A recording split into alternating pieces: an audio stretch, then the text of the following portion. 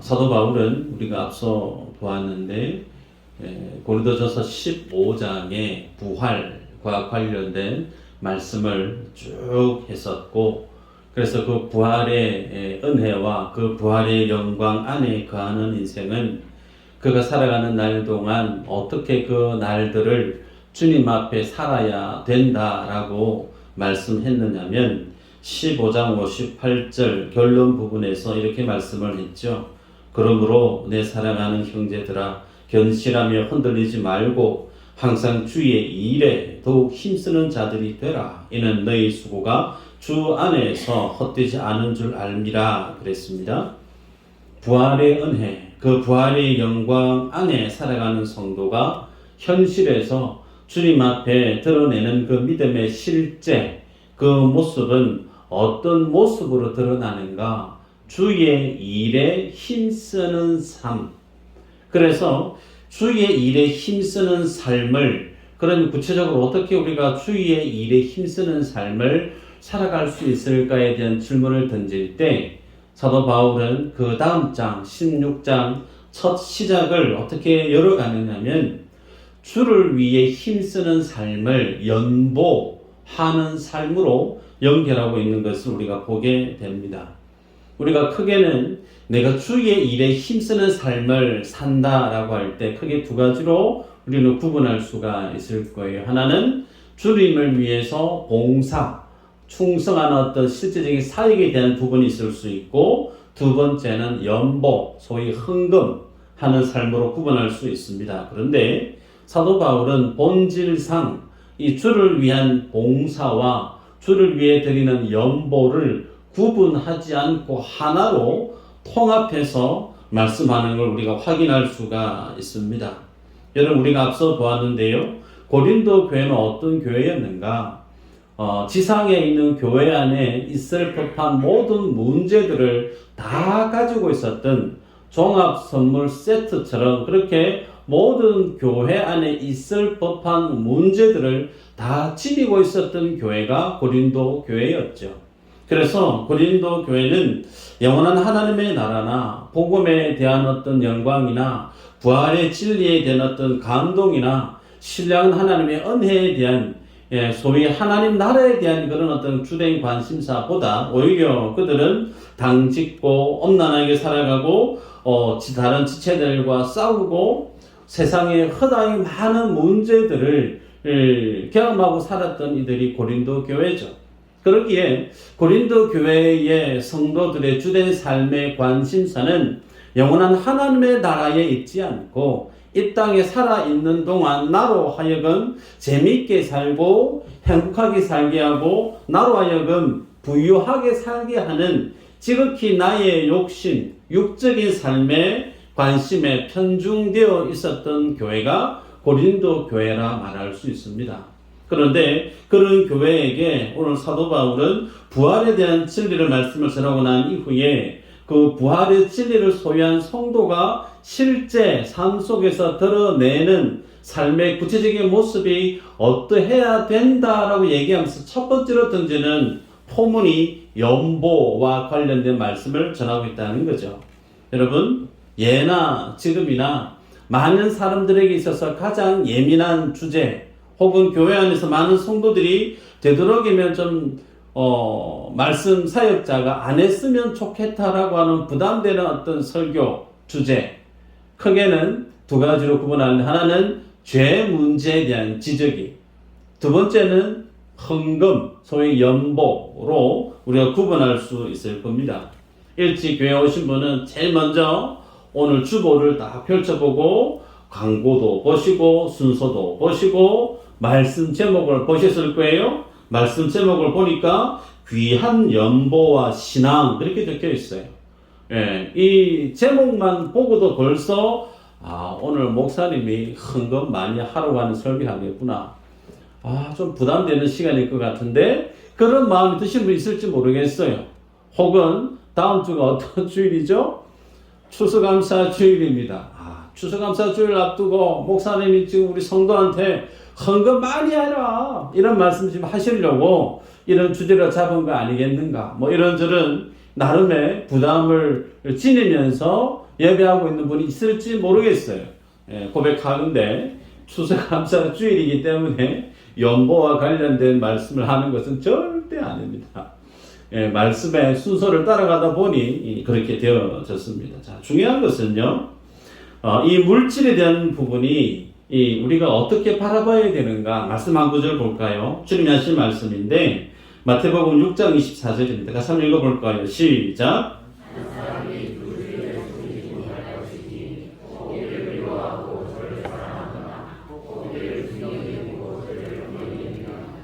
너희가 하나님과 재물을 겸하여 섬기지 못하니라. 아멘. 예수님 하신 말씀이죠. 신앙생활의 골격, 신앙생활의 구조적인 가장 기본 중의 기본이 무엇이라 말할 수 있느냐면 돈 문제입니다. 경제적인 어떤 생활, 헌금에 대한 자세입니다. 그래서 성도가 다른 어떤 것보다 이 물질에 대한 부분에 있어서 분명하게 기준을 잡지 않고 살아가면 그 사람의 신앙은 주님 앞에서 잘못된 신앙으로 편중되어질 수밖에 없다라는 거죠. 여러분, 그래서 많은 분들이 헌금과 관련된 주제에 대한 설교를 부담스러워하고 듣기 싫어할 수 있습니다. 여러분, 그런데 오히려 정반대로 오늘 주님이 좀 전에 읽었던 마태복음 6장 24절에서 한 사람이 두 주인을 섬길 수 없다. 그 주인이 누구죠? 하나님이에요. 우리의 주인은 하나님인데 심지어 예수님조차 하나님 높이에 만큼 있는 주인으로 여기는 그 대상이 무엇이라 말씀하느냐면 돈이라는 거죠. 그래서 하나님은 우리에게 주인을 어떤 존재로 바라보고 살아야 될 것인가, 가장 기본적인 기본, 신앙은 주인 바꾸기다. 누누이 강조했던 것처럼 이 물질과 관련된 메시지는 오히려 여러분들이 부담스러워 할 수 있으나 정반대로 가장 기본 중의 기본인 이 물질에 대한 부분에 대한 메시지를 오히려 여러분들이 목회자에게 말씀해 주십시오라고 요구해야 될 주제라는 겁니다. 이전에 한국 교회 안에 잘못된 헌금과 관련된 가르침 때문에 많은 한국 교회의 어르신들이 이 헌금 때문에 상처받고 힘들어했던 것이 사실이에요. 그래서 헌금하면 가장 먼저 부담이 되고 귀를 닫고 싶은 본능이 우리 안에 있을 수 있어요. 그런데 잘못된 것은 잘못된 거예요. 그러나 가장 기본적이고 중요한 우리의 주인 되신 주님을 섬기지 않고 물질을 섬기는 잘못된 신앙에서 우리가 돌이킬 수 있는 가장 중요한 진리, 이 물질에 대한 이 부분을 우리는 포기해서는 안 된다는 거죠. 그래서 주님이 우리에게 말씀하시는 거, 주의 일에 힘쓰고 견실하며 흔들리지 않고 주 안에서 넘치는 수고, 이 수고의 삶의 모습이 드러나야 될 현장, 그것이 어디냐라고 했을 때 사도 바울은 물질에 있다, 연보, 헌금 생활하는 부분에 있다라고 우리에게 말씀합니다. 그래서 여러분이 교회 안에서 신앙생활 하시면서 다니엘 기도회가 계속 진행되어지고 있는데 열심히 찬양할 수 있어요. 박수 치면서 손바닥이 열날 정도로 박수 힘차게 치면서 찬양할 수 있어요. 혹은 내 목이 쉴 정도로 가슴에 온 열정을 쏟아내면서 그렇게 간절하게 부르짖어 기도하실 수도 있습니다. 그런데 그렇게 한 번의 격정적인 간절한 기도의 예배의 그 삶의 그 모습이 우리가 하나님 앞에 보여드릴 수 있는 나의 신앙의, 나의 믿음의 진솔한 모습이라 할 수 있는가? 아니라는 거예요. 오히려 나의 신앙, 나의 믿음을 진실되이 주님 앞에 올려드릴 수 있는 믿음의 현장은 어디에 있느냐면 여러분들이 주중에 세상에 나가서 열심히 일합니다. 자존심 내려놓고 바쁘고 숨가쁘게 힘들게 그렇게 번 돈, 그 물질을 주님 앞에 구별하여 올려드리는 그 믿음의 삶, 내가 땀 흘리고 애쓰고 수고하고 노력 때는 그 모든 가치를 주님 앞에 톡하니 믿음으로 올려드리는 그 물질 드리는 연보, 그 믿음의 행위에 오히려 우리가 주님 앞에 올려드릴 내 믿음의 진실함이 그렇게 드러날 수 있다라는 겁니다. 여러분, 이 믿음의 모습이 우리 안에 옅어지거나 이 부분이 우리가 주님 앞에서 제대로 겸비되어지지 않으면 우리는 아무리 주님 앞에 예배하러 나왔다 할지라도 주님 앞에 온전히 드려지는 귀한 예배 되어줄 수 있는가? 부족하다라는 겁니다. 여러분, 그래서 오죽하면 예수님께서 하나님의 위치만큼 두 주인을 섬길 수 없다라고 할 정도로 물질의 그 수준을 그렇게 높이 말씀하시겠습니까? 옛날 어르신들이 하시는 말씀이 있어요. 자녀들 보고 어쨌든 돈 많이 모아야 된대. 어쨌든 열심히 세상에서 돈 모아서 성공해야 된다. 돈 없으면 무시받고, 돈이 있어야 삶의 안정감도 있고, 돈이 있어야 결혼도 하고, 돈이 있어야 사람들한테 인정도 받고, 노후도 돈이 있어야 된다. 어떻게 해서든 돈이 있어야 너희들이 세상에서 고생 덜하고 사람 대접받고 잘 살 수 있다. 돈 아껴서 부자 돼야 된대. 어르신들이 그렇게 자녀들을 가르치고 강조한 게 사실입니다. 여기에 여러분 속으로 아마 모든 분이 아멘 하실 분들이 많으실 거예요. 네. 사실입니다. 돈 없으면 무시받죠. 돈 있어야 사람 대접받는 게 맞습니다. 노후 문제, 돈 없으면 어려워요. 그런데 성도는 어떤 사람들인가? 세상 사람들은 삶의 가장 절대적 안전지대, 안전장치, 나로 하여금 가장 안정감을 갖게 하는 근거, 그것을 어디에 두고 살아가느냐면 돈에 있어요. 그런데 성도는 나의 인생에, 내 생명의 절대적인 안전장치, 안전지대, 그것은 돈이 아니에요. 주인 바꾸기라고 그랬죠. 내 삶의 절대적 안전장치, 안전지대는 예수 그리스도십니다. 그래서 주님이 내 삶의 주인 되어주시고, 주님이 내 일터의 주인 되어주시고, 주님이 내 살아가는 자녀들의 삶을 주장해주시는 주인이 누구냐? 돈이 아니고, 배경이 아니고, 백그라운드가 아니고, 살아계신 하나님임을 고백하는 이들이 누구냐? 성도라는 말이에요, 성도. 그래서 성도는 저는 돈을 위해서 사는 자가 아니에요. 돈이, 세상의 권세가, 세상의 힘이 내 삶을 지켜주는 안전장치라 믿지 않습니다. 오히려 그 모든 것을 다 내려놓고 여호와 하나님이 내 삶의 주인이시다. 눈에 보이지 않고 손에 잡히지 아니해도 하나님이 내 생명을 지켜주시는 분, 눈에 보이지 않고 힘든 삶의 일터지만 그 모든 삶의 일터 배후에 나를 위해서 역사하시는 이가 하나님이시다. 그 주님을 바라보고 말씀 의지하고 말씀대로 믿음의 행보를 한 걸음 한 걸음 순종하며 살아가는 그들이 성도란 말이에요. 그래서 우리들은 이 눈에 보이지 않지만 내 삶의 주인이 하나님임을 고백하는 이 예배 행위, 다름 아닌 연보란 말이에요. 헌금하는 자세, 이 부분에 있어서 우리가 주님 앞에 겸비되어 있지 않으면 우리는 주님 앞에 올려드릴 귀한 예배자로 드러나기 어렵다라는 겁니다. 우리가 읽었는데 사도 바울이 3절에 이 연보, 이 헌금을 어떻게 표현하고 있느냐? 3절에 보니까 너희의 은혜라는 말을 표현하고 있죠. 은혜. 여러분, 여기에서 은혜는 다름 아닌 고린도 교회 성도들이 연보하는 헌금을 표현하고 있습니다. 여러분, 그래서 하나님이 내게 주신 은혜가 있고 복이 있단 말이에요. 그것이 감사해서 감사의 믿음의 고백으로 올려드리는데 그 감사의 믿음의 고백을 성경은 그 믿음의 예물을 은혜라는 것으로 표현하고 있습니다. 또 보면 고린도후서 8장 4절에 보면 이렇게 표현합니다. 이 은혜와 성도 섬기는 일에 참여함에 대하여, 그리고 9장 1절에는 성도를 섬기는 일에 대하여. 그래서 사도 바울은 헌금을 단순히 물질로 국한한 것이 아니고 은혜라는 표현을 쓰고 있고 성도를 섬기는 일, 봉사하는 것, 그렇게 표현하고 있다는 거예요.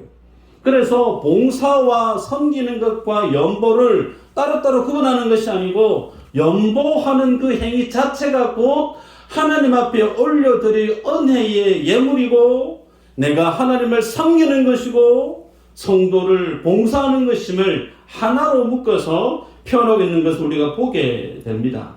그러기에 이 믿음의 고백인 연보, 헌금을 그럼 우리가 어떻게 주님 앞에 드리는 것이 맞는가? 세 가지인데요. 첫 번째, 준비되고 예비되고 믿음의 고백을 담아서 드려야 된다.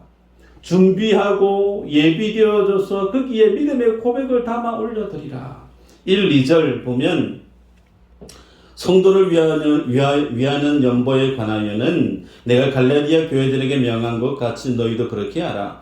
매주 첫날에 너희 각 사람이 수입에 따라 모두 모아두어서 내가 갈 때에 연보를 하지 않게 하라. 여기 보면 매주 첫날 그렇게 표현하죠. 매주 첫날, 그 날이 무슨 날이냐면 주일이죠. 일요일날, 주일날 너희 각 사람이 수입에 따라 모아두어서, 그래서 연보는 누가 하냐면 각 사람이 어떻게 수입에 많고 적음에 따라 각자 그렇게 어떻게 모아두어서 연보하는데 미리 그날 다음 주 주일날 갈 헌금 액수를 미리 사전에 준비해서 준비된 모습으로 주님 앞에 예배해야 된다라고 바울이 가르치고 있습니다. 교회 왔는데 허겁지겁 우리 교회 같은 경우 들어오는 헌금 케이스 앞에서 지갑 열어서 아무에게 안 보이려고 막 돌아서서 조심스럽게 지갑을 딱 열었는데 10,000원 하고 싶은데 10,000원이 없어요. 50,000원짜리밖에 없어. 어떻게 해야 돼요? 고민이 되는 거예요. 50,000원짜리 했다가 그 40,000원 걸려 돌려받을 수가 있으니까. 믿음이 어릴 때는 그런 고민도 합니다. 혹은 헌금 바구니 돌 때 미리 헌금을 준비하는 사람은 잡히는 대로 그냥 합니다. 여러분, 그런 어떤 헌금을 하는 신앙의 그 모습은 잘못된 신앙의 모습이라는 거예요. 여러분, 종교적이고 변질된 신앙의 모습 속에 가장 먼저 드러나는 신앙의 모습이 뭐냐면 헌금을 하는 믿음의 자세가 어떠한가를 보면 그분의 신앙이 목석처럼 굳어져 가고 있구나. 하나님 앞에 그 은혜 앞에 가슴이 뜨거운 신앙의 고백이 있는 것이 아닌 목석처럼 형식화되어지고 종교적으로 변질되어져 가는 신앙에 드러나는 모습이 어디에서 볼 수 있냐? 헌금하는 자세를 보면 알 수 있다라는 겁니다. 여러분, 그래서 여러분에게 권면합니다. 주님 앞에 나오면서 예배를 준비하면서 나오셔야 되는데 미처 헌금 드릴 준비를 못했다. 그럼 어떻게 해야 될까요? 그 주간에 헌금하지 마세요. 하지 마시고 다른 분들은 헌금하는데 내가 헌금 못해서 내 마음이 좀 불편하고 하나님 앞에 죄스러운 마음이 있을 수 있어요. 죄스러운 마음으로 예배 드리는 게 맞다는 거예요. 그래서 그 다음 주에 오히려 잘 준비해서 주님 앞에 헌금하는 그 삶이 주님 앞에 더 바른 믿음의 모습이라는 겁니다. 두 번째, 헌금은 나의 여유를 가지고 드리는 것이 아니고 전부를 담은 마음으로 해야 된다라는 겁니다. 헌금의 종류가 참 많죠. 교회마다 많은데 그 모든 헌금에 대해서 다 일일이 설명은 어렵고 통칭 하나로 묶어서 11조라 얘기를 할 때 그 11조 헌금 안에 포함되어 있는 가장 중요한 헌금의 정신, 그 의미가 어떤 것인가? 주권이 누구에게 있느냐에 대한 부분이 가장 중요한 겁니다. 이 물질에 대한 소유가 누구에게 있는가? 그 물질을 내 것으로 여기는 분은 그 물질을 주님께 드리는 것이 어려워요. 그러나 그 물질의 소유권이 내게 있는 것이 아니고 하나님께 있음을 고백하시는 분은 그 물질을 드림에 하등의 어려움을 느끼지 못합니다. 그래서 여러분, 내 필요를 채우시는 분이 하나님이시다. 그 주님이 나로 하여금 살게 하시고 복 주셔서 생활을 하게 만드셨다라고 하면 이 모든 것의 소유권은 누구에게 있다? 하나님께 있다라는 거죠. 그래서 그 주님께 물질을 내 마음의 전부를 담아서 드리는 것이 맞습니다. 그런데 많은 분들이 어떻게 신앙생활을 하고 있느냐면 내 쓸 것을 먼저 정리해서 뚝 뗍니다. 내 필요한 것들을 먼저 떼고 나서 남는 것으로 하나님 앞에 헌금하는 것을 지극히 정상적이고 당연한 것으로 여기는 신앙의 모습이 있다라는 거예요. 잘못된 신앙이. 성경적인 바른 신앙의 예물의 정신은 나의 모든 것을 주님께 올려드리는 믿음의 고백이 있어야 돼요. 그것을 주신 이가 하나님이라면서요. 그러면 그것을 주신 이가 하나님이면 그 전부를 드릴 수 없어도 내가 내 생활에 필요한 것을 먼저 정리하고 드리는 순서는 틀렸다라는 겁니다. 그래서 바른 신앙의 헌금의 자세는 내가 이것을 주님께 드리고 나면 내 삶에 조금 어려움이 있는데, 이것을 내가 드리고 나면 내 삶에 좀 답답함이 있는데 그 정도 느껴질 정도로 주님 앞에 드리는 것이 맞습니다. 왜 그럴까요?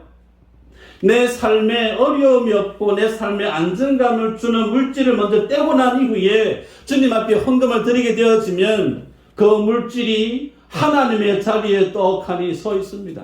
이 정도 있으면 생활에 어려움이 없어요. 이 정도 있으면 답답함이 없어요. 그 물질로 하여금 내 삶에 안정감을 갖게 하는 자리에 물질이 있다라는 거예요. 맞지 않다라는 겁니다. 우리 성도, 주님의 자녀의 삶의 주인은 하나님이세요. 그래서 주님 앞에 기도하지 않으면 긴장하게 되어지는 삶의 자리를 여러분이 스스로 찾아가셔야 됩니다. 우리는 그것을 광야라고 얘기해요.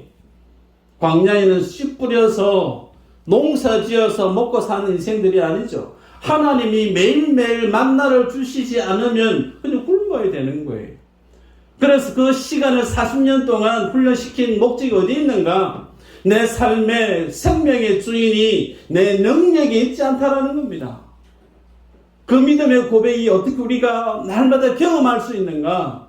물질을 주님 앞에 다 드리는 마음으로 다는 못 드려도 내 생활에 부족한 정도, 어려움이 있을 정도로 그렇게 드려야만이 그가 뭐 할까요? 새벽에 나와서 기도를 해요.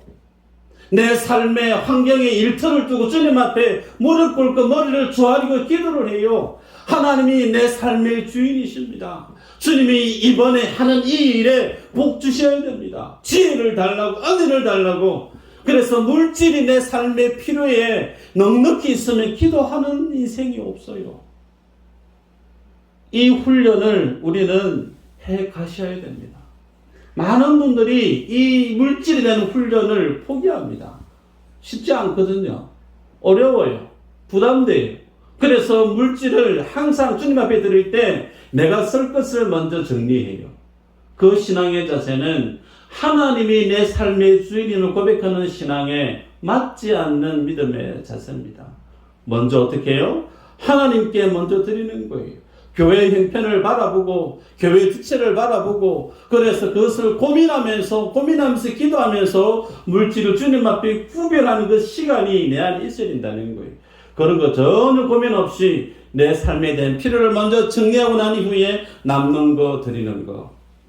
그것은 성경에서 말씀하고 있는 예물에 대한 정신과 맞지 않다라는 겁니다. 세 번째, 참된 교제가 살아있는 교회는 헌금하는 정신이 살아있다라는 걸 본문을 통해 알 수가 있습니다. 3절에 보면 고린도 교회 성도들이 연보한 재정을 가지고 예루살렘으로 가져가겠다 그렇게 바울이 설명하는 걸 보게 되죠. 예루살렘 교회는 유대인들이 모여서 예배하는 교회죠. 반면에 고린도 교회는 이방인들이 같이 모여서 예배하는 교회입니다.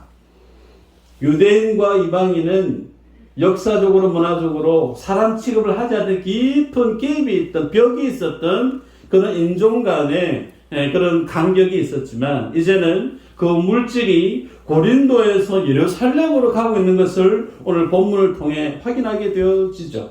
이것이 뭘 우리에게 보여주고 있는가?